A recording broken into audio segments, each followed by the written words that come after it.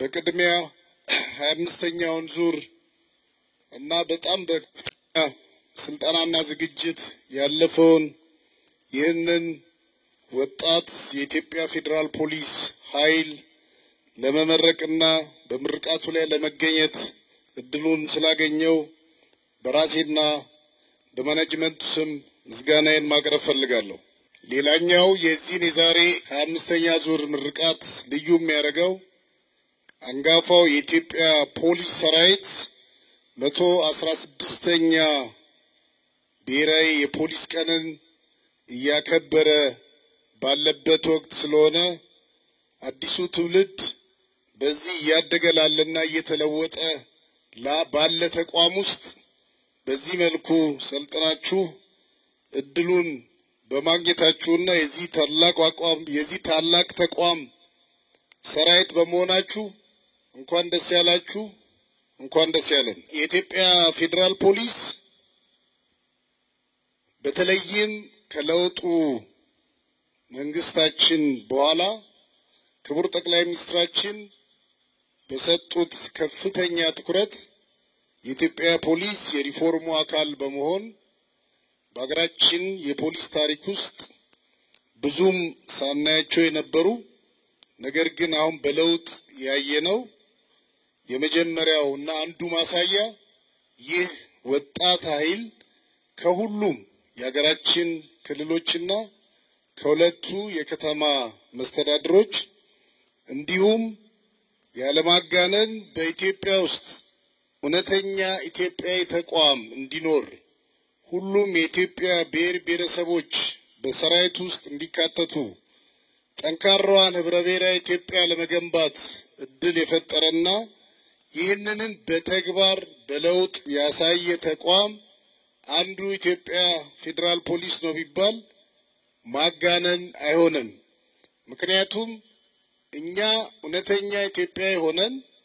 ለኢትዮጵያ ሀገራችን የሚገባውን መስዋዕትነት በመክፈል ሀገራችንን ከየትኛውም ጠላቶቻችን በመጠበቅ የሀገራችንን ህገ መንግስታዊ ስርዓት በማስከበር ህዝባችንን ሰላምና ደህንነት በማስከበር እንዲሁም የኢትዮጵያ ፌደራል ፖሊስ የተሰጠውን ተልእኮ ህገ መንግስቱን ተከትሎ በማስከበር እውነተኛ ኢትዮጵያዊ የትም ቢሄድ የራሱን ህብረተሰብ የራሱን ህዝብ ማግኘት የሚችል በፈለገው ኢትዮጵያዊ ቋንቋ ህብረተሰቡን ቀርቦ ማገልገል የሚችል ተቋም በለውጡ በመፍጠራችን ይህንን የኢትዮጵያ መንግስት በተለይም ክቡር ጠቅላይ ሚኒስትራችን ይህንን ውጤት እንድናመጣ እድሉን ስለሰጡንና እኛም ይህን እድል አግኝተን የዚህ ተቋም አመራር ሆነን ይሄ ተቋም በዚህ ደረጃ ተደራጅቶ በማየታችን የኢትዮጵያ መንግስት በራሴና በመላው የኢትዮጵያ ፌደራል ፖሊስ ሰራዊት ስም እንዲሁ ደግሞ በዛሬ ተመራቂዎች ስም ላቅ ያለ ምስጋናዬን ማቅረብ እፈልጋለሁ። ይህ ኃይል ወደ ስልጠና ሲገባ በተለይም በዚህ ስልጠና ላይ ሁሉም አመራር ኃላፊነት ወስዶ የክልል ፕሬዝዳንቶች ጭምር ከነሱ ጋር ውይይት በማድረግና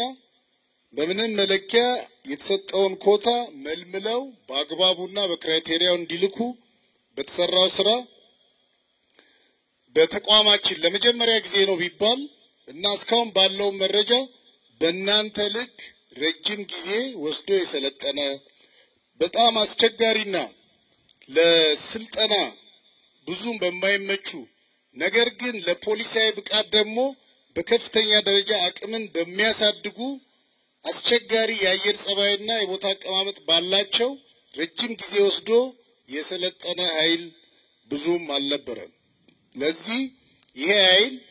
በሚሰማራበት ቦታ ሁሉ ያገኘውን ውጣውረድ ያለፈባቸውን ስልጠናዎችና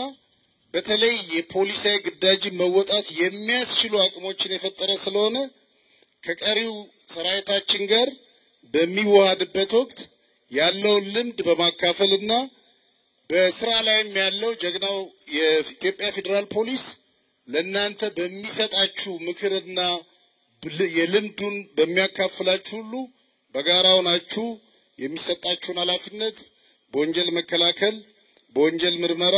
እንዲሁም ሁለንተናዊ በሆነው በአጠቃላይ በሰራዊቱ ውስጥ ተመድባችሁ በመታረጉት ሁሉ የሚገባችሁን እንድትወጡ ለማሳሰብ ፈልጋለሁ። ሀገራችን ኢትዮጵያ ሰላምና ደህንነቷን ለማስከበር በከፍተኛ ደረጃ እየተሰራ ባለበት ወቅት የምትመረቁ ሲሆን በተለይም ጀግና ሀገራችን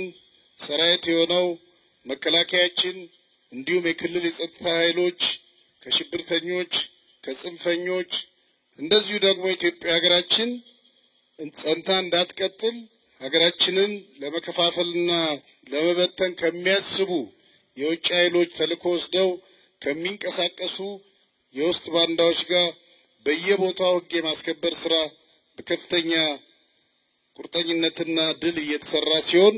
እናንተም ይህ ኃይል ወደ ሰራዊቱ ተሰማርቶ በእነዚህ ጽንፈኞች በእነዚህ ሽብርተኞች በእነዚህ ከውጭ ተልከው የባንዳ ስራ በአገራቸው ላይ በሚሰሩ ጠላቶቻችን ላይ የማዳግም ሕጋዊ እርምጃዎች እየወሰድን የሀገራችንን ኢትዮጵያ ብልጽግናን የማረጋገጥ ሰላሟን የማረጋገጥ አንድነቷን የማረጋገጥ ኢትዮጵያ ሀገራችንን የማጽናት ኃላፊነት የተሰጠን መሆኑን አውቃችሁ ሁላችሁም ለዚህ መዘጋጀት ልክ ቃለ መሃላ እንደገባችሁት ሁሉ የባንዲራችንን ሁሌም ከፍ አድርጎ የማውለብለብ ሀገራችንን ከየትኛውም ጸረ ሰላም ኃይል የመጠበቅ ሕግና ስርዓት የማስከበር እና የተሰጠንን ማናቸውም ሕጋዊ ሕገ መንግስታዊ ፖሊሳዊ ግዳጆችን በቁርጠኝነት እንድትወጡ እንድንወጣ ካድራ ጭምር ማሳሰብ ፈልጋለሁ። የኢትዮጵያ ፌደራል ፖሊስ በተደጋጋሚ እንዳነሳ ነው የራሱ የሆኑ ቀይ መስመሮች አሉት። እኛ እንደ አንድ መለዮ ለባሽ ከየትኛውም ዘር ወታደር ዘር የለውም ከየትኛውም የሃይማኖት ወገንተኝነት ነፃ ሆነን ከየትኛውም የፖለቲካ ፓርቲ ወገንተኝነት ነፃ ሆነን ከየትኛውም የሌብነት ኔትወርክ ራሳችንን አጽድተን ሀገራችንን ኢትዮጵያ እንድናጸናና የሀገራችንን እድገትና ብልጽግና እንድናረጋግጥ የበኩላችንን እንድንወጣ እጠይቃለሁ። በመጨረሻም የዛሬ ተመራቂዎች ሀገራቸውን ህዝባቸውን ሕገ መንግስታዊ ስርዓቱን በከፍተኛ ኃላፊነት የመጠበቅ የማገልገል ህዝብን መንግስትን ሕገ መንግስታዊ ስርዓቱን ከየትኛውም ጸረ ሰላም ኃይል ጠብቀን ሀገራችን ኢትዮጵያ እንድናጸና አድራ በማለት ከዚህም ስትወጡ መላው የኢትዮጵያ ፌደራል ፖሊስ ሰራዊት በምትመደቡበት ሁሉ በከፍተኛ ድምቀትና ስነ ስርዓት እናንተን ለመቀበል እየተዘጋጁ ነው ያሉት። በየደረጃው ያለው አመራርም እናንተን ተቀብሎ ወደ ቀጣይ የተግባር ምዕራፍ እንድትገቡ አስፈላጊውን ሁሉ አመቻችተው እናንተን በወንድምነት በጀግንነት ተቀብለው ወደ ስራ ለማሰማራት እየሰሩ ነው ያሉት። በምትሄዱበት ሁሉ መልካሙን ሁሉ ይቅጠማችሁ። በጣም አመሰግናለሁ።